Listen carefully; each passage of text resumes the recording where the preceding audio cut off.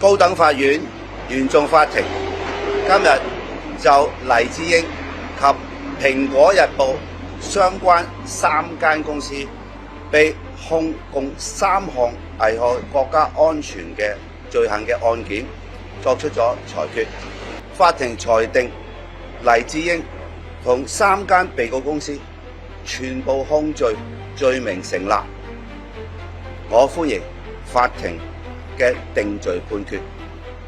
黎智英長期利用旗下媒體《蘋果日報》，肆意製造社會矛盾，挑撥社會對立，煽動仇恨，美化暴力，公然乞求外國制裁中國、制裁香港特區，招引外部干預。黎智英損害國家根本利益同香港市民福祉，其行可恥，其心歹毒。黎智英恣意妄為嘅罪行係喺眾目睽睽之下進行，證據確鑿。法庭嘅定罪判決彰顯咗法律嘅正義，維護咗香港嘅核心價值。法律從不容許任何職業或者背景嘅人假借人權、民主同自由之名，公然傷害自己嘅國家同埋同胞。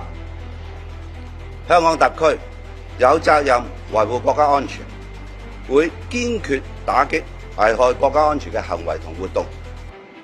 香港係法治社會，特區政府有法必依，違者必究，執法必嚴。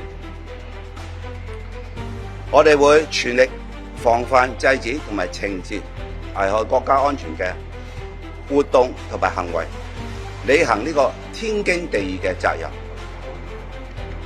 我強調，特區政府旗幟鮮明，司法機關理直氣壯，無懼任何威嚇，堅定履行維護國家安全嘅責任。